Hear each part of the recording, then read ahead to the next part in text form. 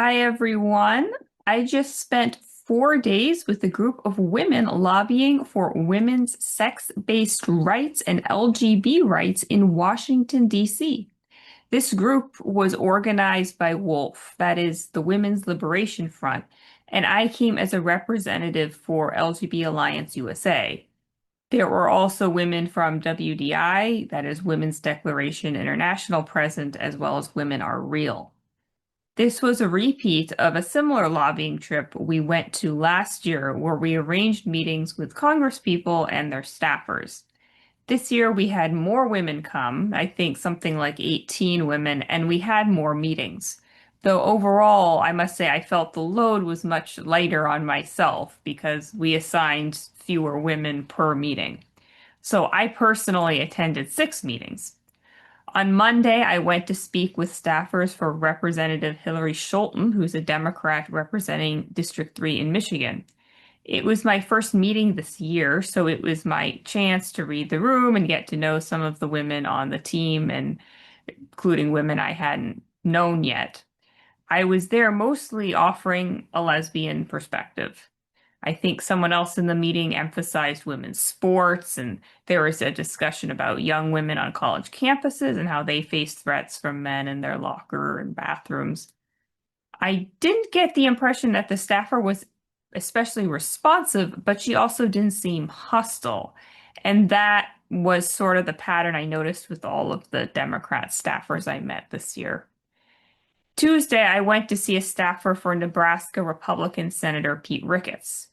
That was the only Republican office I personally went to this year. I had met Senator Ricketts himself last year and had told him about the HHS report on pediatric transition, so this was a friendly audience. The female staffer was on our side about the negative impact of gender ideology. One person in our group in particular was interested in the women's prison issue, so we educated the staffer a lot about that. One question I asked the staffer this year was what realistically she thinks Republicans can do at the national level to help codify sex-based rights into law.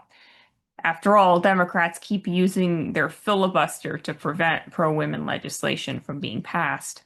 She said she appreciated that question and thought that the Committee on Health looks like it was the most promising place for anti-gender ideology action. She said there was a hearing on pediatric transition that was being held that Thursday.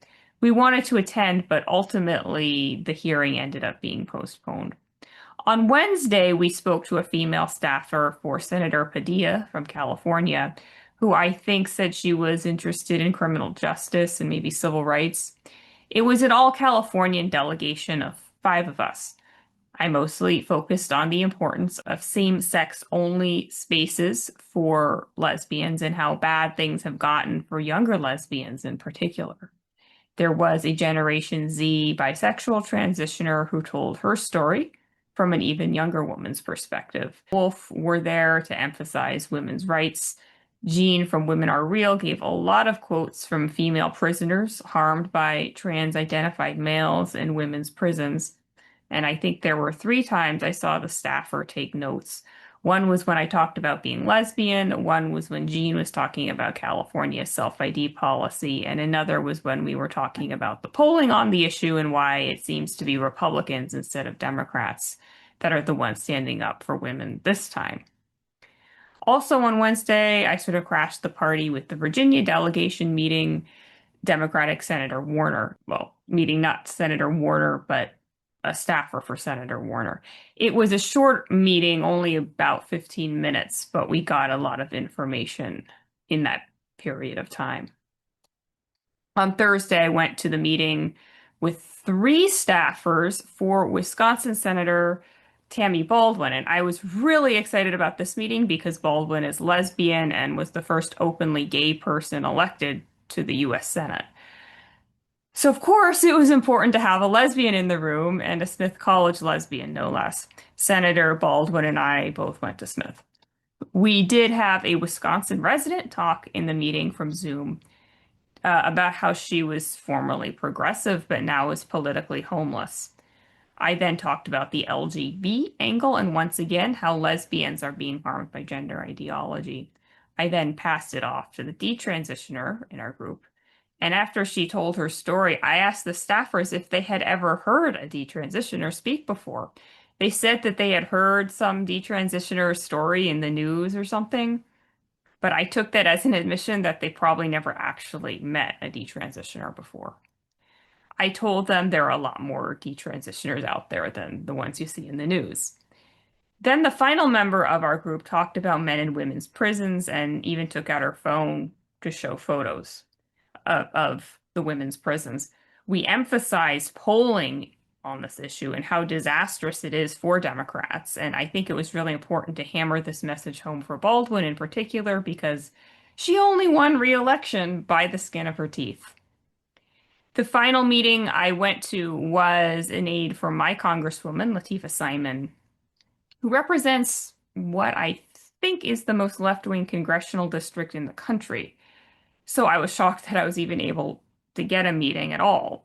Initially, it was supposed to be with a staffer focused on LGBTQ issues, but when I actually got to the office, we were told this staffer had to actually quit a few weeks ago. So we were placed with a more newbie aide whose focus was on animal welfare. And she mentioned how this was not really her area of expertise, but she'll try passing down what we said. We only had about 15 minutes. I once again talked about the lesbian angle, and Jean from Women Are Real once again quoted female prisoners. As you might have noticed, there was a lot of attention given to the men in women's prison issue in particular this year. And that's because there were a lot of women in our group who were very concerned about that issue and were very knowledgeable about that issue. There were, of course, a lot of meetings I didn't go to. Just some of the highlights I heard. Apparently, some people were able to meet with Senator Duckworth herself at some meet and greet. And apparently, that brief meeting went well. I heard meetings with the aide for Senator Durbin from Illinois went well as well. The meeting for the aide for Rashida Tlaib was apparently a disaster. They only had 15 minutes to begin with, and it lasted less than 10 minutes. So, it was sort of a mixed reception. But like I said, the impression I got was, for most of the Democrats at least, was sort of like they're listening, they're being polite, but maybe not very responsive. After our meetings were all over, we had a Thursday afternoon open house in one of the rooms in Congress, and representatives from Wolf gave a few speeches. And interestingly, there were a few journalists there working on pieces about women's sex-based rights and divorcing LGB from the T, and that's great. I talked to both of them, and I'm optimistic we could be seeing a few good pieces out on those topics soon.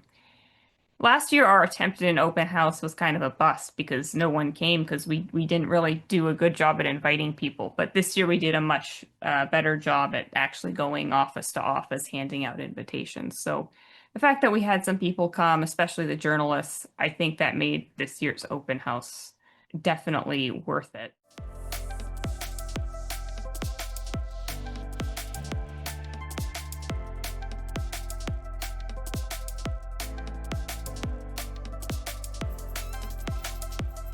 I'm just going to end, in case you're curious, with listing off the names of the various political offices we visited. Not necessarily the politicians themselves, but aides for those politicians. Senator John Husted from Ohio, Representative Lisa McLean from Michigan, Representative Hillary Scholten from Michigan, Senator Todd Young from Indiana, Representative Chris Deluzio from Pennsylvania, Representative John Moulinar from Michigan, Senator Pete Ricketts from Nebraska, Representative Greg Stube from Florida, Representative Suzanne Bonamici from Oregon, Representative Sri Tanandar from Michigan, Representative Darren LaHood from Illinois, Senator Dick Durbin from Illinois, Representative Shelley Pingree from Maine, Representative Haley Stevens from Michigan, Representative James McGovern from Massachusetts, Representative Bill Huizenga from Michigan, Representative Brad Finstad from Minnesota, Representative Kristen McDonald Rivet from Michigan, Senator Alex Padilla from California, Senator Jeff Merkley from Oregon, Representative Rashida Tlaib from Michigan, Senator Tim Kaine from Virginia, Representative Val Hoyle from Oregon, Representative Valerie Foushee from North Carolina, Senator Duckworth from Illinois, Senator Tammy Baldwin from Wisconsin, Senator Ron Johnson from Wisconsin, Representative Mary Miller from Illinois, Representative Ben Cline from Virginia, Representative Rob Whitman from Virginia, Senator Patty Murray from Washington, Representative Latifah Simon from California. And also, I believe we had a sort of last minute meeting with Kevin Kiley from California, who is a Republican turned independent. So that was who we met with this year. Hopefully next year we'll have at least as many people, hopefully more, that we'll meet with, and that will keep the ball rolling on our legislative actions. So with that, everyone, thank you for listening.